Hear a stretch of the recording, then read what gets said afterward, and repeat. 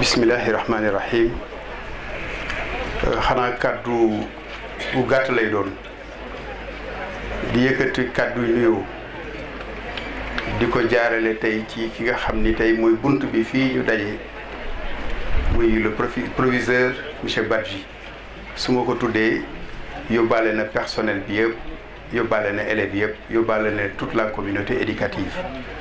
di nuyu présidente soxna Oumou ak soxna yu tedd yi di nuyu Mouhamadou Lamine waaye nag di jaarale nuyoo bi ki nga xam ni tey mooy sunu mag di sunu kilifa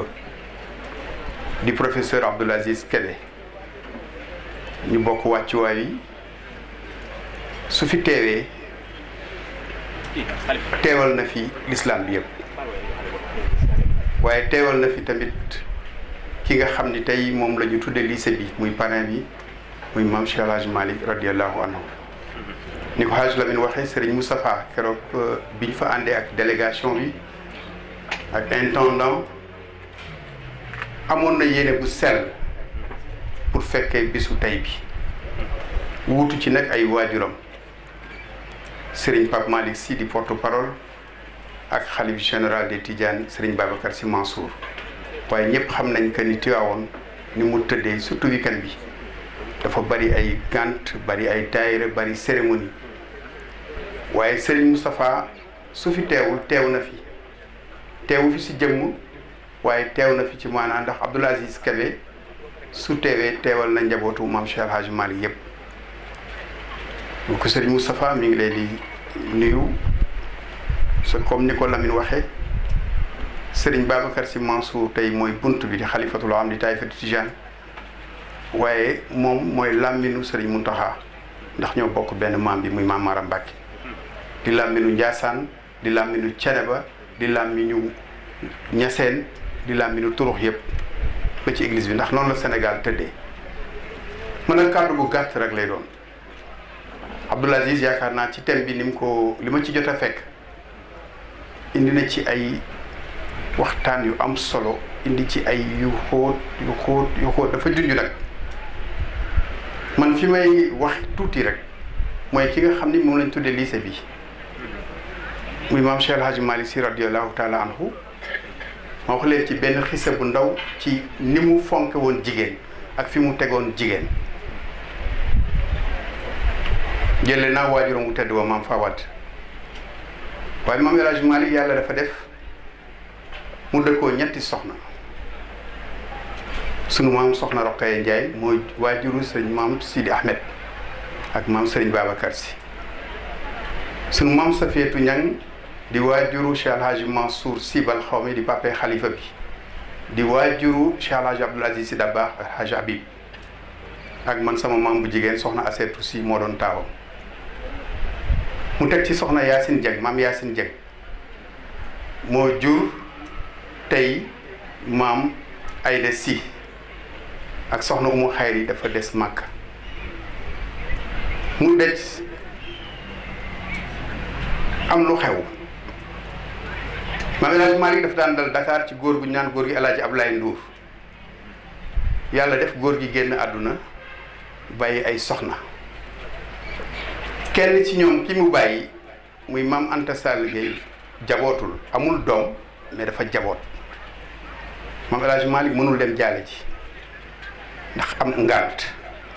mu woo taawam maam Cheikh Sidi Ahmed ne ko dama bëggoon nga dem jaale jil ma góor gi El Hadj Ablaye Ndour bi mu demee njaboot ga am tiis lool am lu ñu junj wax ko mag ñi ñu ñëwee ñu junj rek maam El Hadj Malick xam fi ñu jëm mu leen dafa mel ni njaboot ga de am na lu ñuy nisar am na lu ñu yéene dinaa ko nag nangu ndax ñeent muy soxna maam Anta Sall boobu gay dañ ko bëggoon jël buum gi weer ko maam El Hadj Malick sa moom amul doom mi ngi fa ak ay wujjëm mais moo jaboote njaboot gi yëpp ne soxna yi de kii lañ ci wóolu pour dénk ko moom El Hadj Malick ndax ay jikkoom yu tedd mu ni naa ko nangu ndax ñeent benn bi mootalee ko sama kóllëre ak El Hadj Ablaye Ndour ñaar bañ a dal yi ñett wéttali njaboot gi sa yàlla tax ñeent ubbee ko bunt bi. donc loolu éthique dugg na mais fu ma leen di wax loolu mën naa ko jël ci Maam Jaara Buso mën naa ko jël ci faneen ndax tey su lislaam bi àggee fii mën naa ni gannaaw yàlla su dee góor ñu baax ay wàll yu am nañu waaye am nañu soxna yu baax bañ mën a jur tey góoru lislaam yooyu ñu leen di tudd loolu tax ma koy wax rek mooy suñuy soxna yi pour di leen bàyyiloo xel leen ñu bari dañ koy wax naan liggéeyu ndey añub doom déedéet nangub ndey añub doom ndax maam Rokhaya Njaay boobu li Seyd Abdoul Aziz wax léegi li soxna Khadija meloon ci Yonent bi noonu la meloon Cheikh El Hadj Malick ndax ay waajuram ay Saint-Louisien lañu woon yàlla mënale woon gan ñu am teraanga ba bi muy maam Maodo ñu naan waaw ndongo lii nan lañ koy jël di ko jox kii nga xam ni fi mu bokk maanaam ñi ngi xool dayoo mais moom boobu moom mi ngi xool kii yàlla ji nekk ci moom ak njaboot gi mu ci war a jur ëllëg maam Safeetu Ñang garmi la ci ndey ci baay maa ngi koy wax ci gàmmu Tiwaawan ren ñuy waxtaan ci maam Safeetu mun leen dafa def geste boo xam ni jigéen yëpp dañ ci war a roy ndax maam El Hadj Malick dafa jaboote yore daara zawiya sax lañ koy wax ndax daara kër gi ak jàkka ji muy triptyque boobu musul am bëgg néeg benn bis ñu war a dem war a taal reer xale yi dem taxani matt amul maam Safeetu Ñang jël lalu tagaram ne nañ ko damm xambe ko matt bi loolu amee ci guddi gi maam Faat Sey di doomam maam Faat Sey Malick nekk boobu nee nañu parental ci sa yàlla na ma yàlla baal ci kàddu gi parental ci zaay di fanaanee jooy gekki jiit moo ko matt bi maam Maodo fanaanee naafila dégg naa yeewu bi mu jógee fajar mu laaj maam Safeetu waa xale bi doon jooy dem parce que jooyu xale buggu ko woon bugguloon ko mettital jigéen mu ni ko soxna Faat Sey de moo doon jooy ndax jiite ko matt mu ni ko lu tax loolu mu ni ko dama ko tëral ci suuf lu waral loolu mu ni ko ndax doomu jàmbur yi la jox ñu yaakaar la ngir yàlla ma bañoon ñu diñe ñu wër lu ñu taale reer amuñu ma damm ne xale yi nañ ma dammal lal bi tagar bi pour xambe ko reer bi loolu rek moo ko waral donc ay exemple la yooyu rek laa bëggoon ngeen baal ma Hadj Lamine di jéggalu ñëpp Abdoul Aziz maa ngi lay sant di la gërëm di sant kilifa yi fi nekk yëpp amatul luñ ciy teg loolu peut-être dañu jël kàddu rek comme ni ko Lamine waxee mais dama ni ko woon amatuñ fi kàddu ndax Abdoul Aziz li waroon wax na ko kilifa yi wax nañ ko maa ngi nuyu Oustaz Sidi Khalilou asalaamaaleykum yàlla na yàlla barkeel leen barkeel lycée bi tamit comme ni ko Abdoul Aziz waxee man mii terminal à 123 dama koy faral di wax toujours bâtiment bële moo doon internat wu lycée ñun ñoo première promotion en 1985 boo fa jàngee biñ fi jëlee internat donc lycée bi dañ suñ fi ñëwee yëg nañu ni ci xol la ñuy recevoir waaye dañ ci bopp ak part entière ba pare barke boobu tam nekk fi kilifa yi doxal ko kilifa gu baax gu ne jaar na fi kilifa gu baax gu ne génn na fi di ñaan yàlla yéen a ngi dëggal mal examen xale yi war a def baccalauréat yàlla na yàlla def si ñoom réussite def si ñoom ubbeeku def si ñoom barke asalaamaaleykum wa rahmatullah alayhi wa salaam wa ala alihi wa ashaabihi ajmain amma baad maa ngi yëkkati sama kàddu yi ci turu collectifu lycée des femmes du lycée Malick Sy ak turu proviseur di nuyoo proviseur Abdou Aziz Kébé professeur Abdou Aziz Kébé di nuyu imam yi di nuyu ustaaz yi di nuyu azatis yi di nuyu borom xulamaa yi di nuyu mboolem képp ku fi teew di leen gërëm bu baax ci seen taxawaay ndaxte xam nañ ne yitte yu bari na jot gi xat na waaye terewul ngeen bàyyi lépp ñëw wuy suñu kon de amuñu seen fay yàlla mi am fay yàlla leen fay gën ji fay bi barakati Seydina Muhammad sallallahu alayhi wa sallam maa ngi jéggalu bu baax bala ma yëkkati kàddu yi ndax ëmpale wuñ ne jigéen warul wax ci mbooloo nekkul ne dama fee mag nekkul ne dama fee ëpp xam-xam waaye rek kóolute ak responsabilité bi sama moroomu jigéen yi jox ma moo ma taxaw fii di wax waaye du leneen ak tamit fàttali rek ñaax sama mbokk jigéen yi ci li nga xam ne yàlla subhanahu wa taala dénk nañu ko ñun jigéen ñu war koo sàmm bu baax ci biir société bi. bu ñu xoolee jamonoy doomu aadama ba léegi islam gëdd ak cër bu mu jox jigéen amul beneen islam cër bu mu jox jigéen donc amul beneen diine wala beneen loi bu ko jox cër bu ko sut. kon nag ci loolu lañ bëgg a ñaax suñu jigéen yi ñaax ci suñu bopp di ko fàttali ndax suñu taxawaay gën a rafet. bu ñu xoolee islam ci biir alxuraan ak hadis Seydina Muhammad sallallahu alayhi wa sallam góor ak jigéen yàlla gëdd bi mu leen jox benn la. jigéen suufeeluñ ko benn yoon maanaam ci dignité doomu aadama kër bi ci yàlla jox jigéen moom la ci jox góor. kon nag suñ taxawaay dafa war a rafet ci biir société bi te dañu wax ne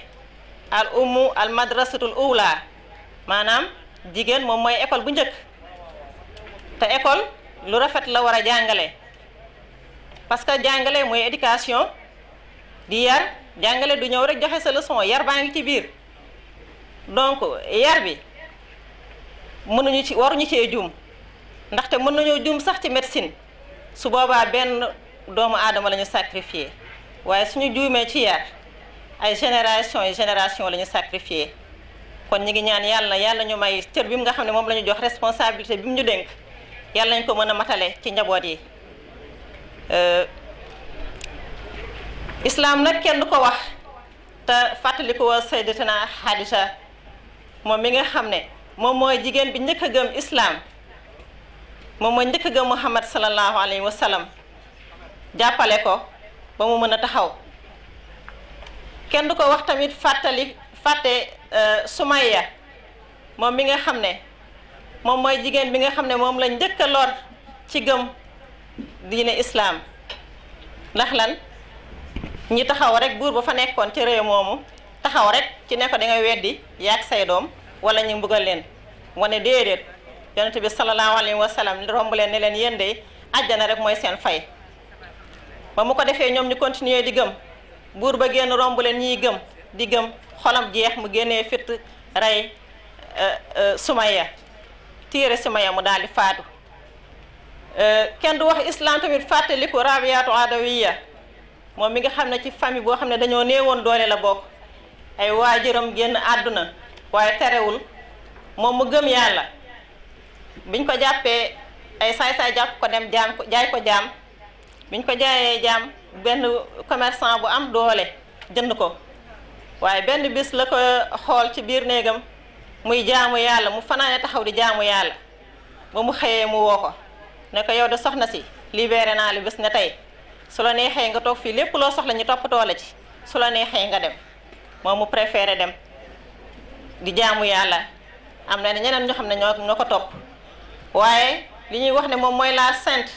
moom moo gën a gëm ci diine islam moom moo gën a ragal yàlla gën a bëgg lu neex yonent bi sallallahu alayhi wa sallam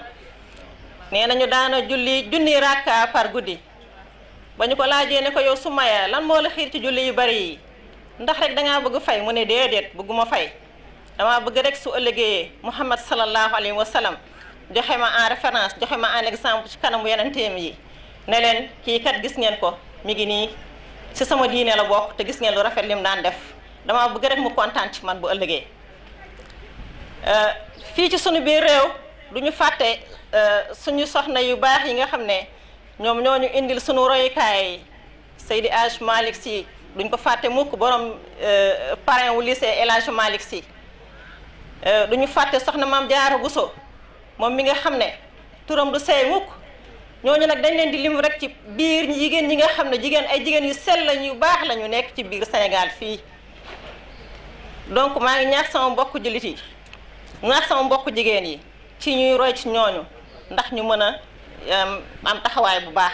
am taxawaay bu rafet ci diine islam. yàlla cër bi mu jox jigéen maa ngi koy fàttali tudde nañu saar suratu Maryam tudde nañu sourate Nisaa donc loolu duñu ko damoo de dañu koy gën a jàpp rek ngir fàttaliku ne yàlla cër bi mu ñu jox cër bu rëy la ndaxte gis ñu ñun benn saar ci biir alxuraan bu mu tuddee góor ñi loolu du tuutal góor ñi waaye dafay gën a ñaax rek comme jigéen école la daf ñuy gën a ñaax rek ci suñ taxawaay ci njaboot yi jigéen ci responsabilité que yàlla dénk tamit bokk na ci ne yaay la soxna la waaye yenn saa yi ñu fàttali ñu fàtte am tendance ñoo xam ne dañuy fàtte cër yooyu ba nga xam ne bu yàqoo rek dina am loo xam ne lu bari dina sooxe ci biir société bi ba tax na ñoo ngi yemale foofu waxtaan bi di fàttali suñu bopp di leen fàttali ne jigéen toujours fu mu nekk dafa war a taxawaay bu rafet. ñoo ngi gërëm ñëpp ñi nga xam ne ñoo fi teew professeur Abdou Aziz Kébé ñoo ngi lay ñaanal yàlla mission bi ngay dox yal na la yàlla defal tawféex gën laa dëgëral ba mu weesu li nga xam ne mooy objectif yi ñu ci xaar maa ngi ñaan lépp luñ fi dégg yàlla nañ ko mën a jariñoo yàlla nañu yàlla defal dégg ak topp bi barakati Seydina Muhammad sallallahu alayhi wa sallam allahumma salli ala Seydina Muhammadin wa sallim. bàyyi xel institution yi nga xam ne ñu ngi yar xale fii Thiès at mi dina fi ñëw Thiès ay yoon di fi def lu mel nii taxawal fi ay kuréel yoo xam ne li fi jublu rek mooy créer cadre de retrouvailles ak askan wi ak xeet wi ak intellectuel yi ak jigéen ñi muy forum boobu nga xam ne taxawal na ko depuis ñeenti at di ci liggéey bu am solo ci biir askan wi di ci joxe ndimbal di ci joxe ay mutuelle de santé di ci def ay assistance yu am doole ci daara yi ñu ngi koy nuyu bu baax a baax di ko ñaanal yàlla mission bi ko yàlla jox yàlla defal ko ci kattan dëgëral ko ba li mu ci bëgg a liggéey diineem ba koo liggéey réewam yàlla defal ko ci tawfiq ñuy dalal suñuy bàyyi suñu waajur Mawlana Cheikh Abdou Aziz Cheikh Ahmed Tidiane Seck xalifa général bu Thiénaba ñëpp xam ko ci oyofam ak baaxam ak bëgg njabootam xam ngeen ni am na ñu bëri ñoo xam ne mën na leen yebal fii am nay porte-parole am nay rak am nay taalibe waaye oyofam rek moo tax mu déplacé wu ñëw wétali si Abdou Aziz ci jotaay bi nga xam ne lépp yiw la lépp xam-xam la lépp lislaam la lépp sunna la lépp jëriñu doom ak defaru moo ko tax a jóg waaye di nuyu suñu xarit suñu frère oustaz Mouhamed Amin Fall mi nga xam ni foofu lay daanaka kàddu gi jox inspecteur Moustapha Dioum am na yu bëri yu ma bëggoon wax ci Abdou Aziz ak i témoignage ak i action yoo xam ne mi ngi koy def ci réew mi te ma xam ko waaye xataa yi waxtu bi moo tax fa laa ko yemale sant jigéen ñi nga xam ne ñoo initié jotaay bii mu jotaay boo xam ni da ngeen ci jublu rek mooy gën a fédéré kuréel yi nga xam ne ñu ngi ci biir lycée bi di yëngatu ci wàllu diine rawatina diine l'islam muy tarixa yëpp gis ngeen ni bi tàmbalee ba léegi tarixa bu ci nekk feeñal na yéene feeñal pas-pas waaye feeñalu benn tarixa yi loolu lu am solo la rawatina ndaw yi di ko dund ndax xam ngeen ni am na kuréel yoo xam ne màbb loolu ko tax a jóg waaye bu ñu xoolee suñu kanam gis ndaw ñu mel nii lu dundal loolu xëy dafay dalaat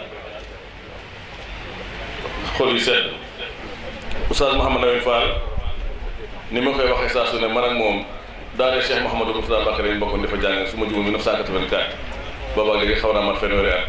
ñu jógee fi dem bi jàng ñibbisi boobaag léegi yàlla mi ngi sàmmal kuréel gi ñun aussi ñu xam taxawaay bi nga xam ne mi ngi koy taxaw fii ci lycée bi bu ko neexoon ñëw rek nekk professeur arabe bu jàngee wàcc yooyu jiite na association jiite na kuréelu imam yi waaye yema ci loolu dafay fexe ba lépp lu yëngatu ci xam-xam ci biir lycée bi rawatina ci wàllu diine mu dugal ci loxoom ràññee ko ci loolu moo tax tey jii bu fa woowee Abdou Aziz sawar mën a ñëw ndax xam ne bu fi ñëwee fekk fii turba saaliha boo xam ne li mu fiy jëmbat dina sax insha allahu taala kon foofu la ñuy yemale kàddu yi ndax waxtu wi xat na te ñëpp Abdou Aziz dañuy déglu te dañoo ne ci weer ko te yaakaar naa ne moom mi yeneen programme am koy xaar wala dañoo ne audience ndax xam naa li ne ci ginnaawam kon Abdou Aziz nga la ñaan yàlla defal la tawfiq yàlla gën laa dëgëral gën laa kattanal gën laa taxawu suñu wajur bu baax ba Mawlana Cheikh Khalifa Kébé sa wajur bu baax bi nga xam ne li ñuy wax suñu Cheikh Ahmed Tidiane Seck mi la ñuy wax ci moom mag la waaye fu ñu ko woo ci lislaam mu déplacé wu ñëw ba ci défilé bi daal di def at mu jot li muy xat-xat yow mu assuré rek lépp balaa dem Tiwaawan dana fa jaar ñaanal mbooloo mi sànni fee kàddu dala laat xel yi kon moom ñu ko ñaanal yàlla bàyyi ko suñu kanam yàlla sàmmal ñu ko bi jaay Seydina Muhammad alayhi salaatu wa salaam wa aaxiru daawaana an alhamdulillahi rabbil alamin wa salaamu aleykum wa rahmatullahi taala kon ñu ngi jox inspecteur Moustapha Dioum maa ngi tudd Oumou Kalsoum Ndiaye nekk di jàngale français fii ci lycée Malick Sy bu dul boobu tam secrétaire général la ci cadre organisation tey bi muy collectif des femmes maay secrétaire général bi. collectif bi dafa nekk benn association ci biir lycée Malick Sy buy œuvrer pour le développement de la femme d'abord mooy lu jëmale kanam jigéen. ci loolu mooy tax chaque 8 mars muy journée internationale de la femme dañuy def ay activités bu dul 8 mars bi dañuy def activité de formation luy tàggat lu ñu mën a jëmale kanam mais ren ji dañoo ne nañ def conférence ci diine ji ci weeru koor bi. diine ji nag ba ñuy tànn dañoo jël benn njàngat boo xamante dafay jël jigéen ak l'islam ak société. jàngat boobu dañ ko jël pour mu jëriñ ñu ñun jigéen jëriñ élèves yi nga xamante ne ñoom lañ nekkal ci biir école bi ak jëriñ képp koo xamante ne ñëw nga ci conférence bi parce que dafa nekk loo xamante ne dina leeral place taxawaay bi ñu tax a jox jigéen ci sunu biir société. te yaakaar naa ne tey jii professeur bi Abdou Aziz Kébé leeral na yëpp wane na ne ni jigéen ak góor yàlla jox na leen benn xel bi mu jox góor moom la jox jigéen ba tax na lépp lu ñu mun a dëngal ci côté jigéen rek dafay fekk ne société bi moo ko xamul leer yooyu daal yaakaar naa ne moom lañ fi doon indi tey jii te jàngal nañ ko bu baax ak professeur. waaw liñ fi doon seen ñun koy gis nañ lu raw loolu sax parce que dañ doon xalaat ne seulement aspect religieux bi la doon wax mais fi mu nekk ni dugg na ci yëpp na li mu wax ni yaakaar ne kuy musulman ak ku dul musulman ñëpp gis nañ ci seen bopp tey jii. Je sais vraiment que ce que je sais en revanche, c'est que nos sociétés ont un regard quelquefois déformé par les prismes de la tradition sur les femmes et sur leur statut et sur leur responsabilité. Et souvent, ce regard est un regard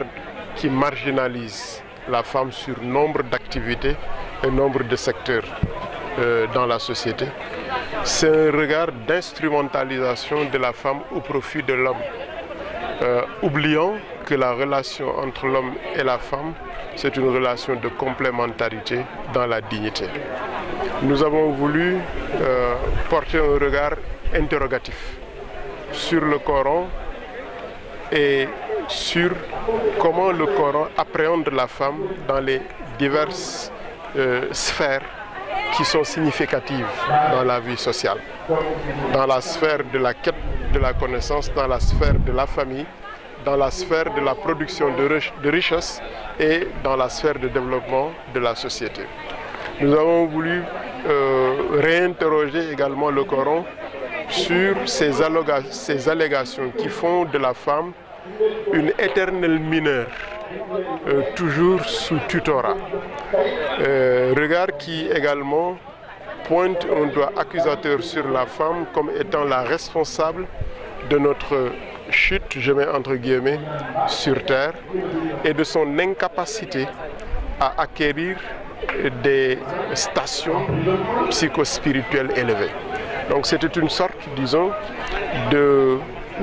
questionnement autour du Coran, de questionnement autour de la source primordiale de notre perception du monde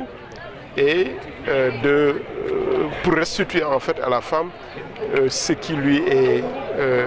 injustement dénié. Je ne dis pas que tout ce que je dis soit une vérité absolue, et ce que je veux, c'est amorcer une démarche de réinterrogation de l'histoire, des écritures et de notre vécu. J'utilise le mot injuste, j'ai déjà pris cause pour ceux qui sont victimes de l'injustice. Et je pense effectivement que les femmes sont victimes d'injustice. Nous avons parlé des mariages précoces, nous avons parlé des mariages forcés, nous avons parlé du déni de la liberté de la femme de vaquer à ses occupations, d'ester en justice, de créer des entreprises, de les gérer comme tous les hommes, de participer à la vie administrative et politique. Ça, ce sont des choses que nous avons vécues de manière injuste. Il y a un certain nombre de droits de la femme qui sont spoliés, qui sont violés. Je prends fait et cause pour la restitution des droits. Autrement dit, vous ne donnez pas raison aux féministes? Les féministes portent un combat qui n'est pas mauvais de mon point de vue, mais un combat qui peut être biaisé. Parce que souvent, on pose des questions par rapport à la religion qui ne nous font pas avancer. Pour moi, c'est des épiphénomènes, des questions de l'imama de la femme, pourquoi la femme ne peut pas être imam, des questions sur l'héritage, pourquoi l'homme a plus que la femme. Je dis que nous devons faire la distinction entre la position de l'allégeance, parce que nous sommes des musulmans, nous avons cru et on ne peut pas. Le Coran dit, est-ce que vous croyez en une partie du livre pour en nier une autre? Nous croyons en la totalité du livre. Ce que Dieu dit, nous y croyons, et c'est très fièrement que nous l'appliquons. Je dis aux femmes, nous allons porter notre regard et notre combat sur les questions essentielles qui ont emprise sur le développement de notre société. La question de l'éducation, la question de la famille, la question du droit à participer à la vie politique, active, administrative. Ça, ce sont des questions essentielles. Maintenant, pour ce qui touche la religion, il y a des règles. En quoi l'imama de l'homme peut-il nuire au développement de la femme? C'est des questions marginales, de mon point de vue, qui ne sont pas utiles. Et en tout cas, moi, j'invite les femmes à plutôt porter leur engagement sur ce qui est utile et significatif.